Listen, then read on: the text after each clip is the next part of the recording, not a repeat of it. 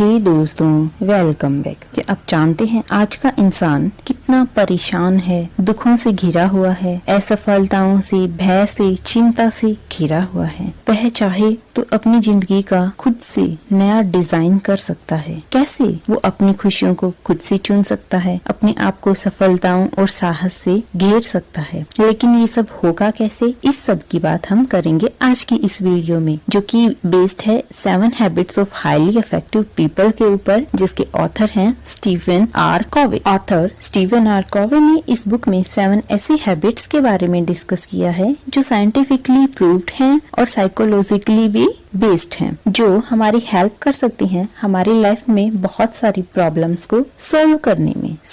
चलिए देखते हैं ऑथर ने क्या क्या बताया है। सबसे पहली हैबिट जो ऑथर ने डिस्कस की है वो है बी प्रोएक्टिव, यानी कि प्रोएक्टिव बनना सीखिए। मतलब आप अपनी जिम्मेदारियों को, रिस्पॉन्सिबिलिटीज को खुद से लेना सीखिए। दूसरों पर, अपने पेरेंट्स पर, फ्रेंड्स पर कभी भी अपनी गलतियों को या फिर जो चीज आप हासिल नहीं कर पाए उसके लिए ब्लेम मत कीजिए। ये सब तो रिएक्टिव इंसान का काम है। अगर आप प्रोएक्टिव बनोगे तो आप अपना सर्कल ऑफ इन्फ्लुएंस खुद चुनोगे और लोग भी आपसे प्रभावित होंगे जिंदगी में कुछ अच्छा करने के लिए। सेकंड हैबिट है जो ऑथर ने बताई है, begin with and in the mind. मतलब अपने लक्ष्य के अंत को ध्यान में रखकर हमें हमारे काम की शुरुआत करनी चाहिए। यानी कि अब जरा ईमानदारी से सोच के देखिए, क्या आज आप वही हैं जो आप हमेशा से बनना चाहते थे? मतलब बहुत से लोग ऐसे होते हैं जो अपने आप को खोखली जीत हासिल करते हुए देखते हैं और खुश भी रहने का प्रयास करते हैं, लेकिन ऐसा हो नहीं पाता। खोखली जीत यानी कि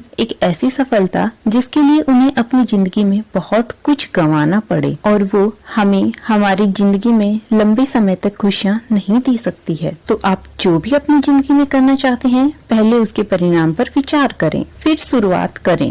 थर्ड हैबिट जो ऑथर ने बताई है वो है पुट फर्स्ट थिंग्स फर्स्ट, यानी कि आप अपनी जिंदगी में चीजों को प्रायोरिटी देना सीखिए। मतलब अगर कोई आपको ऐसे किसी काम के लिए कह रहा है जिसमें आपका इंटरेस्ट नहीं है या फिर आप उसे नहीं कर सकते और आप उसे जबरदस्ती हाँ भर रहे हैं, तो ये सही नहीं है। जिन चीजों में आपका इंटरेस्ट नहीं है और आप उन्हें नहीं कर सकते, उनके लिए आप ना भी कहना सीखिए। इससे क्या होगा, हम हमारे लाइफ में बेहतर टाइम मैनेजमेंट कर पाएंगे और अच्छी लाइफ मैनेजमेंट भी कर पाएंगे। जैसे कि अगर 2 दिन बाद आपका एग्जाम है और आपको तैयारी करनी चाहिए और तैयारी करने के बजाय आप किसी अपने दोस्त के साथ बाहर उसकी रिक्वेस्ट पे उसके साथ घूमने चले गए, जबकि आपका मन पढ़ाई करने का था, तो वहाँ आपका टाइम ही वेस्ट होगा। इसलिए आप अपनी जिंदगी में प्रायोरिटीज देना सीखिए और उन्हें प्रैक्टिकली इम्प्लीमेंट भी कीजिए। फोर्थ हैबिट जो ऑथर ने बताई है, थिंक विन विन। मतलब आपसे जीत के बारे में सोचिए। बहुत से लोग होते हैं जो हमेशा कट थ्रॉट कंपटीशन को लेके दूसरों से जेलसी फील करते हैं, दूसरों को हराने की और नीचा दिखाने की कोशिश करते रहते हैं। लेकिन यकीन मानिए, अगर आप दूसरों को कंपटीशन के तौर पे ना लेके उन्हें कोऑपरेशन यानी कि सहयोग, कोलैबोरेटर्स और फ्रेंड्स की तरह लेंगे और इस चीज को विन विन सिचुएशन की तरह देखेंगे, तो आपके लिए सफलता का रास्ता और आसान हो सकता है। इसलिए हमेशा आसपास वाले लोगों की जीत के बारे में भी सोचिए। एक ना एक दिन आप भी अवश्य सफलता के शिखर तक पहुंच जाएंगे। ऑथर ने जो 5वीं हैबिट बताई है वो है seek first to understand then to be understood, यानी कि पहले दूसरों की बात को अच्छे से समझें, फिर उन्हें अपनी बात समझाने का प्रयास करें। जरा आप सोचिए आपकी कम्युनिकेशन स्किल कितनी अच्छी है, क्योंकि ये जीवन की सबसे ज्यादा महत्वपूर्ण स्किल में से एक है। हमने पढ़ना लिखना तो सीख लिया, अक्षर ज्ञान पढ़ना आता है हमें, किताबी पढ़ाई भी आती है हमें, लेकिन क्या हमें लोगों की बातों को पढ़ना, उन्हें समझना, उनका अर्थ क्या है, ये सब सीखा है? या फिर जरा सोचिए आप में से कितने लोग हैं जो दूसरों की बातों को समझने के लिए सुनते हैं। ज्यादातर लोग तो ऐसे हैं जो सिर्फ रिप्लाई करने के नजरिए से लोगों की बातों को सुनते हैं और ऐसे में बहुत सी ऐसी चीजों को वो इग्नोर कर जाते हैं और मिस कर जाते हैं जो उन्हें जानना चाहिए था या समझ लेना चाहिए था। अगर आप भी इस गलती को दोहरा रहे हो तो जरा संभलिए और सोच विचार कीजिए कि कैसे पहले दूसरों की बातों को समझ सकते हो,